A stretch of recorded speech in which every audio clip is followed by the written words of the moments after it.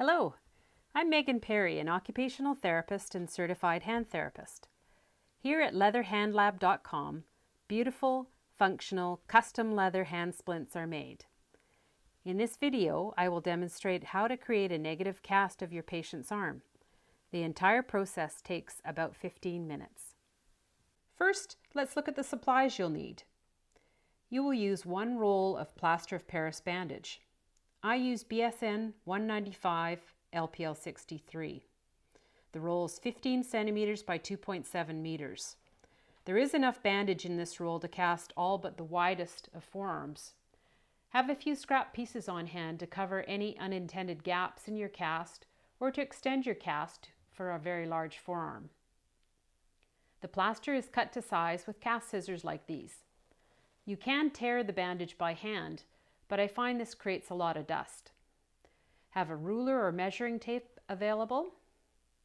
I use nitrile gloves with a snug fit for good dexterity. And you will need a black China marker pencil for marking up your cast at the end. You will need liquid soap to apply to your patient's skin prior to the cast application. This helps the hardened plaster lift away from the skin with less hair pulling and discomfort.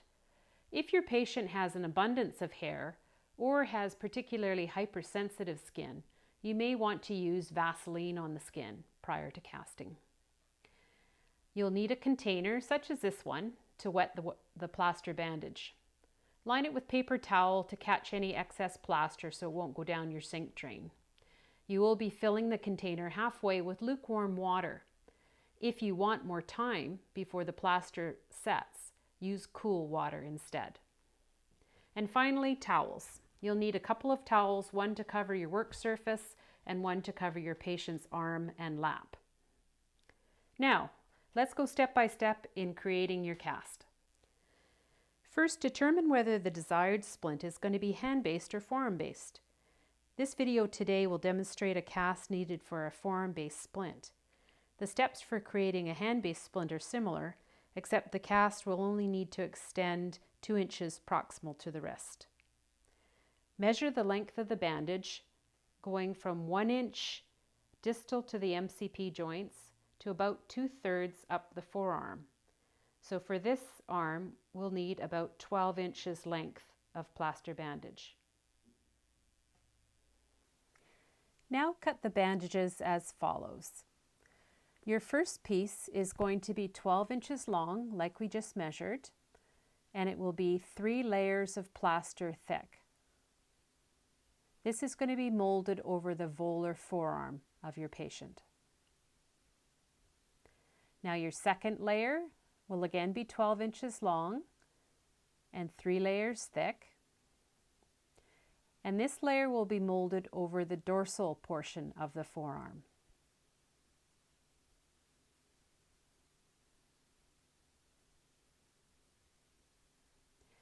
Your third piece of plaster is going to be molded over the thumb, and this is 5 inches long and 3 layers thick.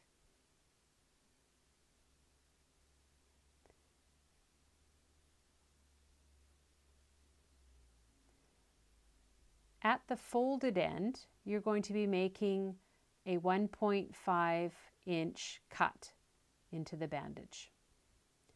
Now the final piece of plaster that's 12 inches long, you'll fold in half, and this is going to be used to cover one of the seams of your cast. Now it's time to position and prepare your patient for casting. Have your patient sit with their elbow resting on the table at 90 degrees. The forearm should be in mid position, the wrist in slight extension and ulnar deviation. The fingers should be relaxed and the thumb in a C position.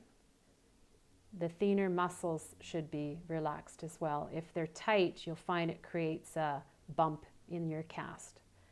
Have your patient point their palm towards a specific wall or feature in the room and ask them to keep their palm facing that direction, because patients do like to turn their hand and watch what you're doing, and having them fix their palm somewhere will allow it to stay in a position better throughout the process.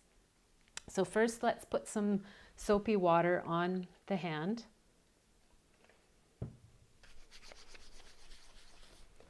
And again, this just prevents the hair from sticking to the plaster.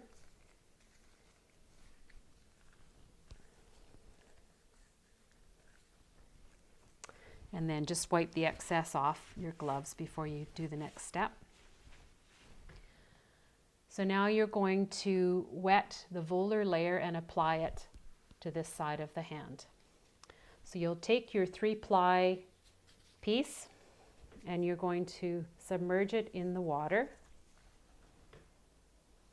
And as you pull it out, using your index and middle finger, you're going to pull away the excess water.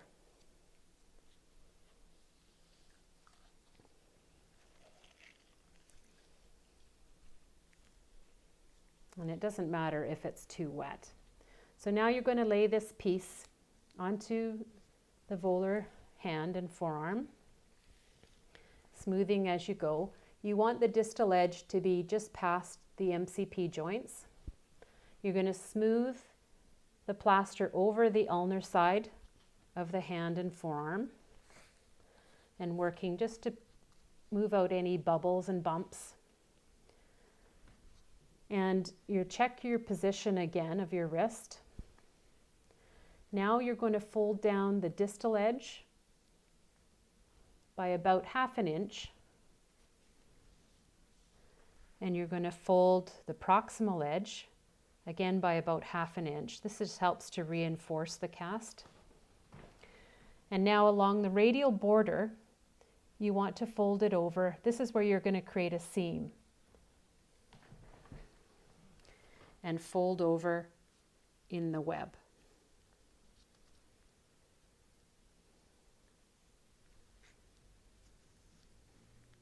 And again, you'll check your position.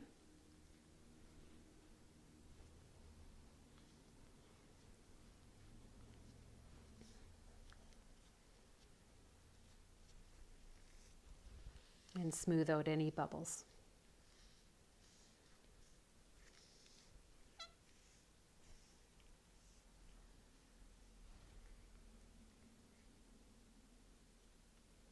Now, when you're first learning to cast, it's helpful to let this layer harden before you go on to your next layers.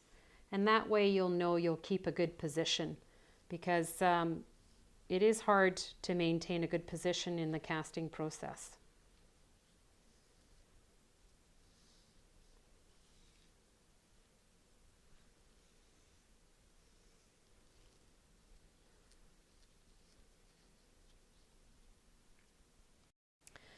So now the plaster has hardened and we're ready to put the dorsal layer on the hand. So just like the first one, we'll take the second piece of plaster that's 3 layers, dip into the water, and then pull it out, pulling off the excess water.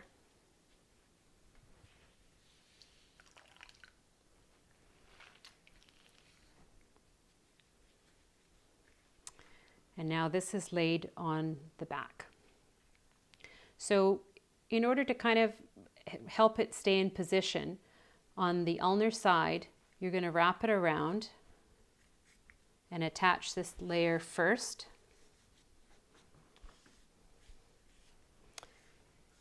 And then smooth towards the radial border. You're going to fold over the distal edge again.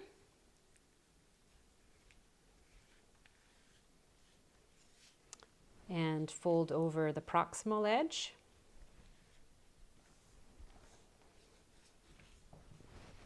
And now along the radial border, you're going to create a seam.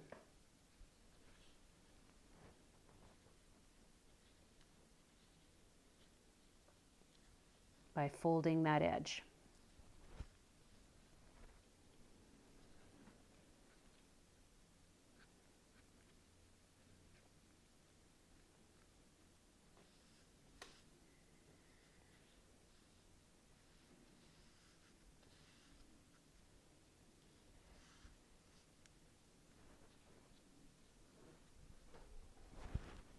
And just again, make sure that there's no bubbles.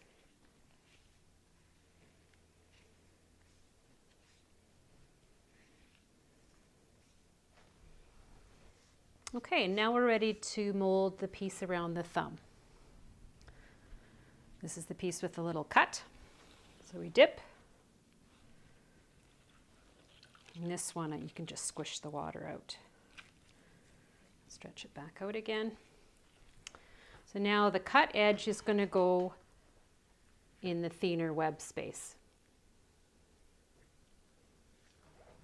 And you just attach those two sides. And then the pieces will come around the back of the thumb, the dorsal thumb. And here's where you're going to create another seam. So you're going to fold along.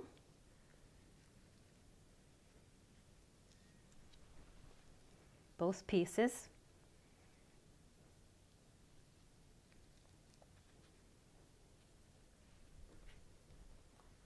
And then smooth the rest of it out. Again, just taking out any bubbles. And now it's really important to check your thumb position again and make sure that the thumb is in kind of mid position.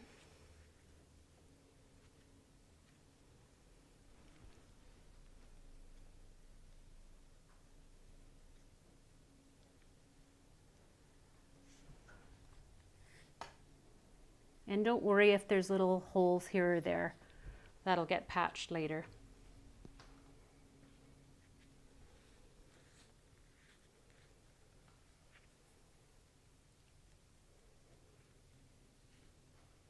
Okay, and now we're just going to wait for the plaster to harden.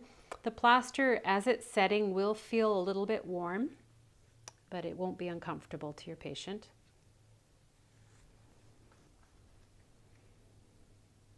So now that the plaster has hardened, we can make our marks. First of all, we need to make some hash marks along where the seam is. So starting at the bottom, you're just going to make a mark across that seam. And this is going to be used later to line your cast up. So right along the thumb and also through the web.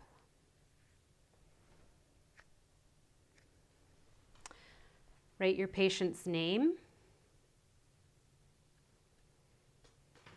on the back.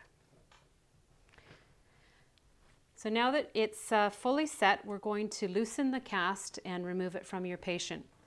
What I like to do first is just take the fingers and extend them. We're basically trying to loosen the vacuum that's sealed around the hand. So you're going to sweep your finger over the dorsum and under the volar surface to loosen, and at the proximal edge. And you sort of pull the skin away a little bit too. That helps to loosen it. And now you're going to come along the seam and gently separate the seam.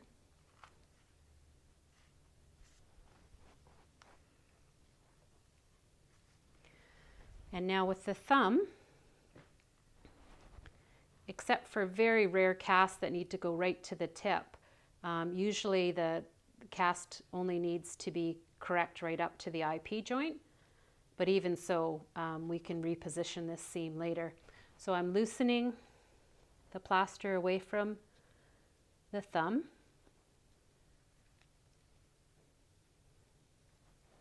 And lifting the thumb away. So now we're ready to pull the splint gently off the hand. Patients will want to help you a little bit. If you hold it by the ulnar border, that's kind of the strongest portion of the cast, and you can pull. And we're going to just separate it through the web and gently pull off. And now I want to reposition it so you're lining up all of the hash marks and putting them together to make sure that it's in the correct position. So I'm also checking for the correct position of the wrist, making sure that the hand isn't rotated to the forearm. and that there isn't any large bubbles or areas that haven't contacted the skin inside the cast. So that looks like a pretty good cast. So now the cast is off. The patient can go and wash their hand with soap and water. If there's any plaster that's got on clothing, just let it dry, and it usually can be just pulled off clothing easily. So now we're going to prepare the cast for shipping. So you'll need your extra pieces of plaster. This is the piece that's 2 layers thick. You're going to wet it and pull off the excess again. And this will seal the radial border. Just make sure it's not covering up your name.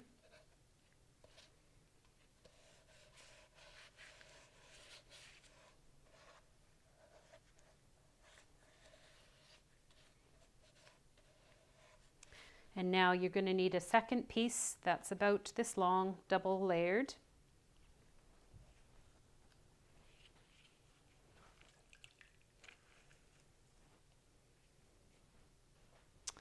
And that will seal up the distal portion.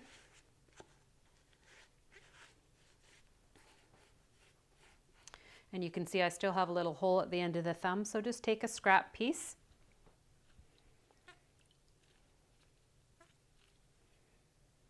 and cover that up. Okay, so it's all sealed. Now you just need to let this dry. Usually 3 to 4 hours is sufficient.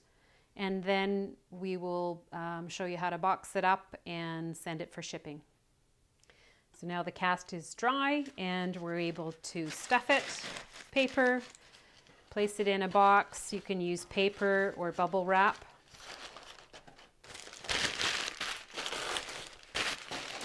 And be sure to complete your order form. Place it in the box, seal it up, and ship it off. Once the cast is received, I will send your finished leather splint back to you within 2 weeks. Thank you for watching this video from LeatherHandLab.com.